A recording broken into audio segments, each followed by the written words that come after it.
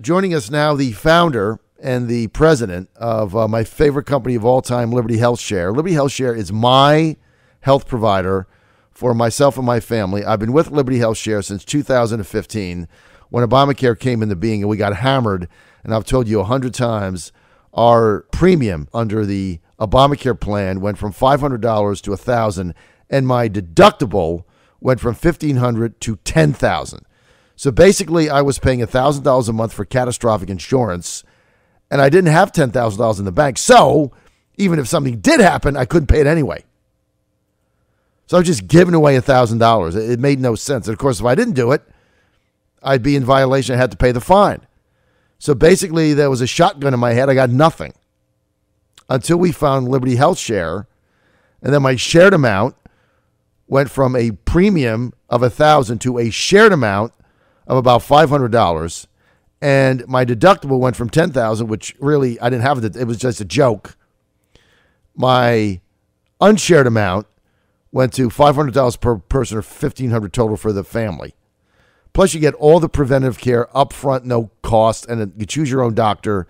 And why everybody's not on this plan is beyond me. So I tell you what, if you own a small business, or you get paid on a 1099, or you don't have health insurance through your government job or through your company, then you got to check Liberty HealthShare out, because it has been a godsend to my family. I got to tell you, I would have had to take my son out of Catholic school if it hadn't been for Liberty HealthShare.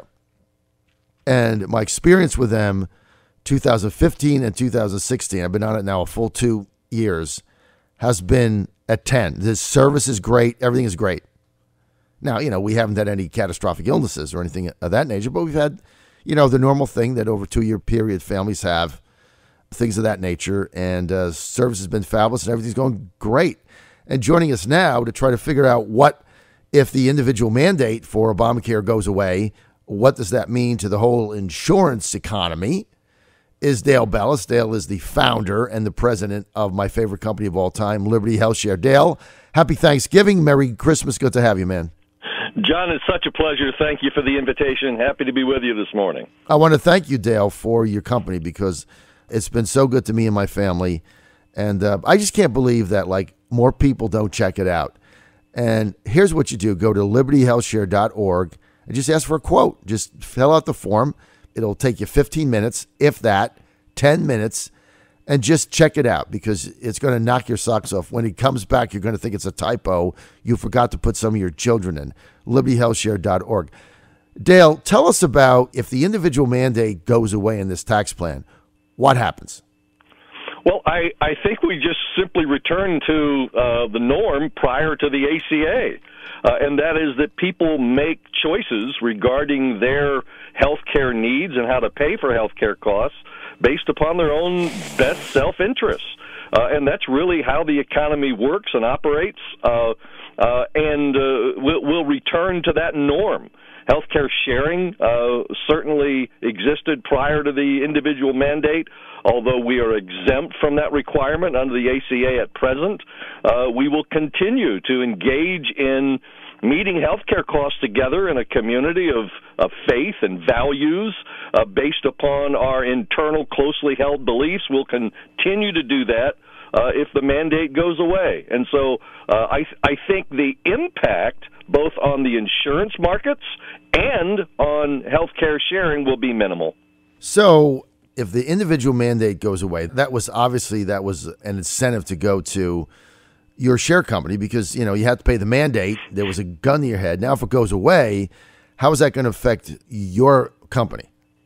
Well, I think again it will have some impact, but based upon all of our analysis and review of the motivations behind folks joining with healthcare sharing, it will have a minimal impact. The reason being that the existence of health insurance is based upon a number of false premises. The most important one being that insurance is a third-party pay system. That is, somebody else is paying the bill. When I send in my premium, or my employer provides it, or the government provides it, the money for paying for my health care costs comes from somebody else's pocket. And so consequently, I have no motivation at all, John, to control costs. In fact, in most cases, I'm insulated from the costs. And so I have no motivation to maintain costs. I just want to be taken care of. It's kind of an entitlement mentality, not to speak of the fact that the entire premise is based upon sick care, not health care. We've altered and changed that entire paradigm so that healthcare sharing is based upon, number one, giving attention to the care of our own bodies and the care of our health, and it's our money at stake. Man, does that change the mentality when you stand at the counter and realize this is coming from my pocket and the pockets of my fellow members. I become a whole different-minded consumer when I realize it's my money at stake. Well, that's a big deal because you do shop things. And when I was with the big company and you had the Cadillac insurance plan and you had a $5 copay or whatever it is back in the day when I had that and everything was kind of taken care of, I got to be honest, any little thing, we just went to the doctor because, it was $5. Now you think about it, right? Well, you now just think about I refer to that as the moral hazard of health insurance. Because it puts people in the mode, in the mentality that it's somebody else's money. Once I hit the my deductibles or copays, etc., and now it's the insurance company's money, I really don't have a motivation to control costs. That's completely different on the healthcare sharing side. You're right. Under the non-share plan, as soon as you hit those deductibles, it doesn't matter. You have no incentive to do anything. Correct. Because everything is covered. And so consequently, not only do providers take advantage of that mentality by overbilling and over treating, et cetera. In fact, the Dartmouth University study says that a third to one-half of all medical care is unnecessary and wasteful. That's astonishing, John. We have a $3 trillion healthcare economy in America that we could trim $1 trillion to $1.5 trillion out of it if we simply eliminate unnecessary care. And that's precisely what our members do at the counter. They evaluate the treatment plan. They determine what the costs will be. Eliminate unnecessary care because it's our dollars at stake. It absolutely is. So, Dale, look, average family of four is going to pay about $500, right? That's correct. As far as a share. They're going to share about, for an individual, you're going to pay about $120 as low as that. That's not a lot of money for a $500 unshared deductible. What is the future growth of your business and your industry? Well, we're seeing Liberty HealthShare grow like a prairie grass fire whenever folks begin to realize that it's we, the consumers, in a community of faith and values that make the choices and decisions for ourselves. And folks gravitate to that model because they see it just really bringing freedom from health insurance. And that's really what we represent, and we're continuing to grow rapidly. Several thousand families per month that are joining our healthcare sharing ministry. So, Dale, obviously, look, if you're working for the federal or state government or a county government and you have a plan with them where you have the copay and everything and you're paying 25% of the premium cost, that it makes sense to stay on that. If you're with a big company that can leverage down cost and you're in their plan, it makes sense. But, Dale, let me just tell you something. I'm an independent businessman, all right? So I don't have any of that. And, we have 3 employees in our company, and we have a sub-S corp, basically. So whatever health insurance costs there are, I have to pay them. So if you operate on a 1099, you're in the gig economy, or you own a small business, if you try to get into the insurance traditional market, you're going to get annihilated. There's no pool. You can't buy big, right? So you're stuck with Obamacare or something of that nature, and you're paying thousands and thousands of dollars. Why wouldn't everybody seek out Liberty HealthShare? What is the obstacle here? Well, Well, the obstacle primarily is change. Making change is sometimes difficult. Just the psychology of change. Many times, folks will remain with what is ordinary or familiar and comfortable, as opposed to taking steps that sometimes feel uncomfortable whenever you make change. That's number one. And number two, we are in a community that is voluntary and cooperative.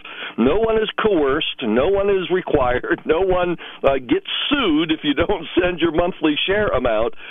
And that in and of itself is a paradigm shift. We're motivated to assist each other with our health care costs, and my money every month goes to another person.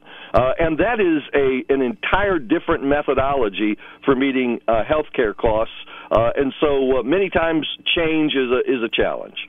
Well, and the other thing I think that people have to get through when they evaluate this is you're accustomed to going in and giving a card, right? You give a card, and that card is recognizable. And so they plug it into the computer, and you pay $5 or $10 or $20, whatever your copay is, but it's recognizable. Now, the difference with Liberty HealthShare is the first time you go to your doctor, hospital, provider, you're going to give them the card, and some are not going to know what it is. And so that is intimidating, right? Without a doubt. And we have an entire department devoted to orienting a member's doctor or hospital to healthcare sharing, how they'll be paid, what our reimbursement schedule is, et cetera. And we find, frankly, John, that 97% of all doctors and hospitals provide the billing according to the card's instructions the very first time round. And so there is wide and open acceptance because our status is we're all self-pay patients. We're responsible for our care and our costs. We just simply choose to share our costs in community with one another. And so we found wide acceptance with Liberty HealthShare, but many do need that helpful orientation and instruction, and we've got an entire department that will assist the member in accomplishing that. So you're right, and I can speak from experience because it's like paying cash. So the first time I presented it to my doctor was Dr. Muscle Manny in Chesapeake, and I presented it at the window. This was 2 years ago, right? They looked at it, and they're like, what is this? I never heard of this, all right? So that, look, I mean, I got it, so it's fine with me. But that's intimidating for some people. So I said, okay, here's a card. Here's what I'd like you to do. I turned it over. I said, call this number right here. Just call the number. Somebody will answer the phone, and they'll explain the whole thing, all right? So they said, all right. So they did that. I'm in with the doctor. He's taking my blood pressure, whatever. 10 minutes in, the doctor's assistant comes in and says, hey, the front office just said, we got the whole thing cleared up. You're good. Okay, you're good, right? So it took them 10 minutes. First time I went to my hospital, I got a colonoscopy. Same thing. I had to get blood tests and all that. Gave him the card. Who are this? What is this? Call this number, right? Took 5 minutes, not 10. They were a little better at it. I'm in there with the doctor evaluating when they're going to schedule me in for the colonoscopy. They come in. They said, hey, we got everything cleared up. It's all taken care of, and the only thing you're going to have to pay for is the polyps if there is any. Everything else is done. Do I have to do anything? No. That's it. So it's like you just got to get through that first pass and then get your provider familiar with it. And when they dial the number and somebody picks up the phone and they talk them through it for 5 minutes, now you're good to go. Now when I go back, I hand them the card when the card has to get renewed. We need the new one on file for the expired date. Now they know exactly what it is. So you only have to go through that once. And that's what I want to tell people. Okay, it's a little more difficult than paying $5, okay? But it's 5 minutes, and it's 5 minutes one time, and then that's the end of it. Then they're in the system, and they get everything done. Well, it's healthcare consumerism, as it should be. That is, you're standing at the counter as a self-pay patient and saying, I'm responsible for the bill, but I'm going to help pay, that bill's going to help to be paid by my fellow members of the healthcare sharing. So here, send the bill to this address. We receive it. We process it according to our sharing guidelines. It shows up in your online account. We call it a share box. Fellow members are then directed or matched to that expense. We crowdfund each member's healthcare costs every month by fellow members, and we're sharing in excess of $16 to $18 million every month at this juncture, John. I tell you what, you guys have done a fabulous job, Dale, in growing this concept and this company. And look, it isn't for everybody, because if you have the provider insurance from a big company, or if you work for the federal, state, or local government, it makes sense to stay with that. But many of us are not in that situation. And for those of us that are not, boy, this makes a ton of sense. And I can't say enough good things about it, because all my experiences with it have been great. And I appreciate it, Dale. Thank you so much. John, thank you for being a part, and God bless. Have a great day. Now, I'm a fan based on what it's done for me and my family. Go to libertyhealthshare.org, libertyhealthshare.org. Get a quote today. It's going to shock you. libertyhealthshare.org. Thanks, Dale.